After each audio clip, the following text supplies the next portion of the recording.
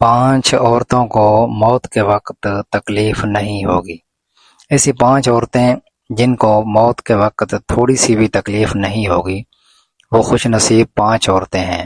بسم اللہ الرحمن الرحیم۔ 5 عورتوں کو مرتے وقت تھوڑی سی بھی تکلیف نہیں ہوگی، وہ 5 عورتیں کون سی ہیں؟ جاننے کے لیے ویڈیو مکمل دیکھیں۔ نزا کے وقت مسلمان کو جو تکلیف ہوتی ہے اس پر اللہ رب العزت کی جانب سے نیکیاں عطا کی جاتی ہیں، جیسا کہ سنن ابن ماجہ میں بحوالہ روایت حضرت عائشہ رضی اللہ تعالی عنہ مروی ہے کہ رسول اللہ صلی اللہ علیہ وآلہ وسلم ان کے پاس تشریف لائے اس حال میں کہ ان کے پاس ان کا کوئی قریبی رشتہ دار موت کی سختی میں مبتلا تھا۔ رسول اکرم صلی اللہ علیہ وآلہ وسلم نے مشاہدہ فرما کر حضرت عائشہ سے فرمایا، اپنے رشتہ دار پر غمگین نہ ہو کیونکہ یہ اس کی نیکیاں ہیں۔ نیز حضرت عائشہ رضی اللہ تعالی عنہ سے ہی اس مضمون کی روایت ہے کہ جب سے رسول اللہ صلی اللہ علیہ وآلہ وسلم کی وفات کی تکلیف میں نے دیکھی ہے، اب میں کسی مسلمان میت کی حالت نزا کی تکلیف کو اس کے حق میں برا نہیں سمجھتی۔ بس مذکورہ حدیث سے معلوم ہوتا ہے کہ نزا کے وقت ہونے والی سختی مرنے والے کی بدعمالیوں کا ہرگز نتیجہ نہیں ہوتی۔ مسلمان کے حق میں اس پر اجر و ثواب اور گناہوں کی معافی کی ہی امید رکھنی چاہیے۔ ناظرین، 5 عورتوں کو مرتے وقت تکلیف نہیں ہوگی۔ حضرت سیدنا عثمان غنی رضی اللہ تعالی عنہ نے فرمایا تھا کہ دنیا میں 5 لوگ ایسے ہیں جن کو مرتے وقت تکلیف نہیں ہوگی۔ ان کی روح آسانی سے نکلے گی۔ حالت نزا میں انسان کی آدھی روح اندر ہوتی ہے اور آدھی روح باہر ہوتی ہے اور بندہ تکلیف میں ہوتا ہے۔ اس وقت انسان کو پیاس اتنی لگتی ہے کہ انسان یہ چاہتا ہے کہ سمندر کا پانی پی جاؤں، اور اگر بالفرض 7 سمندروں کا پانی بھی وہ پی جائے پھر بھی اس کی پیاس کبھی ختم نہیں ہوگی۔ روح نکلتے وقت انسان کو جو تکلیف ہو رہی ہوتی ہے وہ ناقابل بیان ہے۔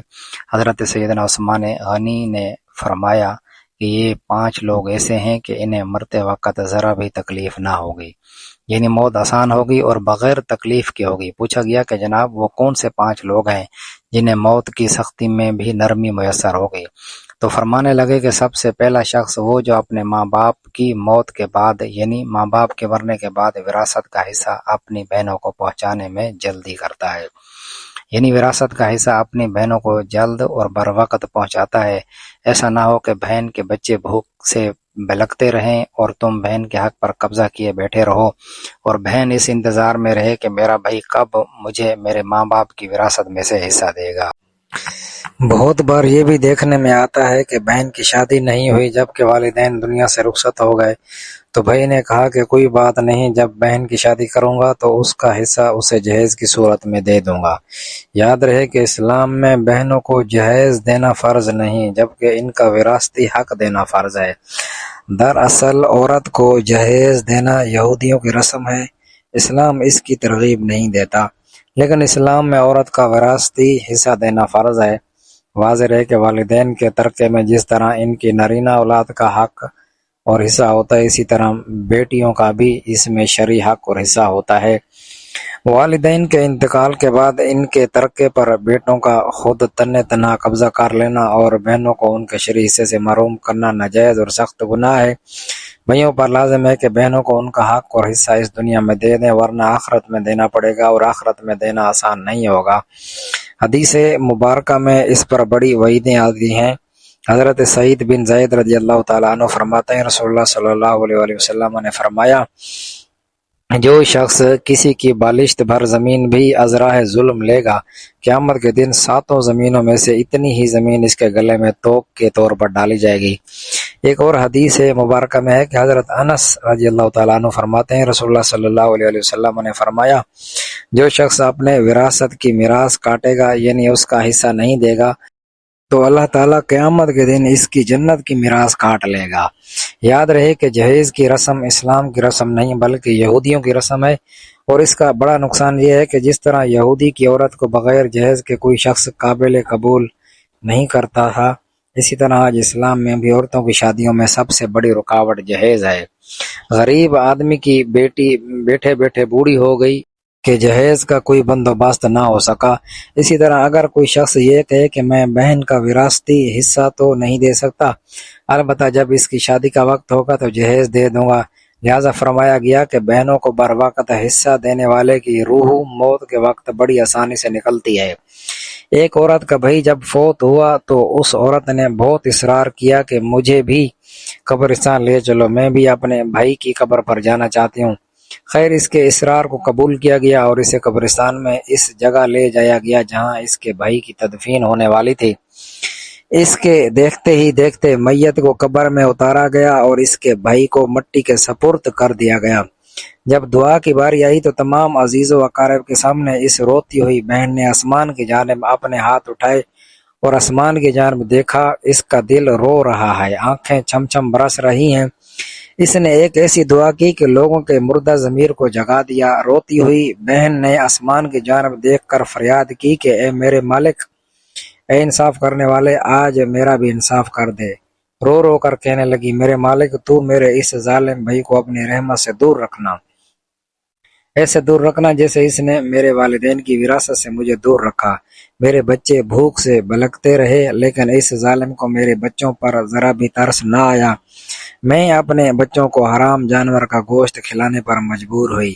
میرے بچوں نے بڑی ہی غربت کی زندگی گزاری ہے، جبکہ میرے اس ظالم بھائی کو کبھی بھی حیا نہ آئی، کبھی بھی رحم نہ آیا کہ میں اپنی بہنوں کے وراثت کا جو ان کا حق ہے اسے ادا کروں۔ اے میرے مالک، تو آج انصاف کر دے، اور جس طرح اس نے میری وراثت کے حق سے مجھے دور رکھا، اسی طرح تو اسے اپنی رحمت سے آج دور کر دے۔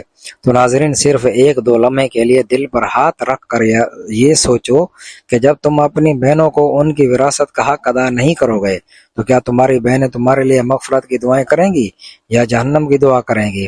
بہن کے لیے ظالم بن کے مرو گے یا مظلوم بن کے؟ ناظرین، بہن کا حق کھانا ایسا ہے جیسے خنزیر کا گوشت کھانا۔ دوسرا وہ شخص جس کی روح مرتے وقت بڑی ہی آسانی سے نکلے گی، فرمایا کثرت سے صدقہ کرنے والا شخص، یعنی ایسا شخص جو اللہ اور رسول اللہ صلی اللہ علیہ وآلہ وسلم کی رضا کے لیے اپنے مال و دولت میں سے یوں صدقہ کرتا ہے کہ جب وہ اپنے ایک ہاتھ سے کسی کو دیتا ہے تو دوسرے ہاتھ کو پتہ بھی نہ چلے۔ یعنی دوسرا انسان وہ ہے جو کثرت سے صدقہ کرے گا تو اس کی موت کے وقت اس کی روح آسانی سے نکلے گی اور نزا کا عمل اس کے لیے تکلیف دہ نہیں ہوگا۔ نمبر 3، ایسا انسان جو اپنی فیملی سے اچھا سلوک کرنے والا ہے، یعنی اپنے ماں باپ، بیوی، بچوں اور بہن بھائیوں سے نرم دلی کا رویہ رکھنے والا ہے، اپنے بیوی بچوں سے پیار کرنے والا ہے، حلال کا لقمہ کما کر اپنے بیوی بچوں کی کفالت کرنے والا ہے۔ بزرگان دین فرماتے ہیں کہ جب رزق تنگ ہونے لگے تو دسترخوان کو وسیع کر لیا کرو، یعنی اپنے بیوی بچوں پر خرچ کرنا بھی صدقہ ہے، انہیں کھلانا پلانا صدقہ ہے۔ لہٰذا ایسا شخص جو اپنی فیملی پر خرچ کرتا ہو اور ان سے حسن سلوک کرتا ہو تو جب وہ دنیا سے رخصت ہوگا تو اس کی روح نکلنے میں آسانی ہوگی اور اسے کوئی تکلیف نہیں ہوگی۔ اسی طرح حضرت عثمان غنی رضی اللہ تعالیٰ عنہ نے فرمایا، جو شخص یہ سوچ کر نماز ادا کرتا ہے کہ جو نماز وہ ادا کر رہا ہے وہ میرے نبی صلی اللہ علیہ وآلہ وسلم کی آنکھوں کی ٹھنڈک ہے۔ نماز دین کا ستون ہے، نماز مومن کی معراج ہے، اسلام اور کفر میں تفریق ہے، تو 5 وقت کا نمازی موت کے وقت کسی قسم کی سختی میں مبتلا نہ ہوگا۔ پھر فرمایا یہ 5واں وہ شخص ہے جو قرآن کی تلاوت کرتا ہو، یعنی خود بھی قرآن پڑھتا ہو اور دوسروں کو بھی قرآن سکھاتا ہو۔ پھر فرمایا راتوں کی تنہائیوں میں اٹھ اٹھ کر قرآن پڑھا کرو اور قرآن پڑھتے وقت رویا کرو۔ فرمایا اگر رونا بھی نہ آئے تو رونے کی کوشش کر لیا کرو، اگر رونے کی کوشش بھی کریں اور پھر بھی رونا نہ آئے تو پھر کیا کریں؟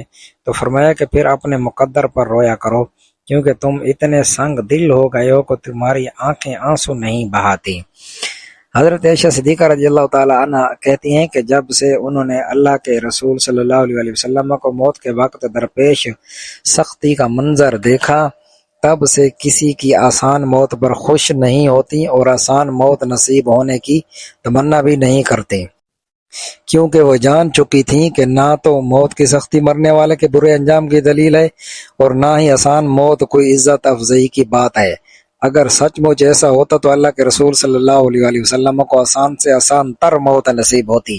یہی وجہ ہے کہ نہ وہ موت کی سختی کو نہ پسند کرتی تھیں اور نہ کسی کی آسان موت پر خوش ہوتی تھیں۔ موت کی سختی کے بارے میں حضرت عائشہ صدیقہ رضی اللہ تعالی عنہا سے روایت ہے، آپ رضی اللہ تعالی عنہ فرماتی ہیں کہ میں نے رسول اللہ صلی اللہ علیہ وآلہ وسلم کو حالت نزع میں دیکھا۔ آپ صلی اللہ علیہ وآلہ وسلم کے پاس پانی کا ایک پیالہ رکھا ہوا تھا۔ آپ صلی اللہ علیہ وآلہ وسلم اس میں ہاتھ داخل کرتے اور پھر اپنے چہرے پر پھیر لیتے تھے اور فرماتے کہ یا اللہ موت کی سختی میں میری مدد فرما۔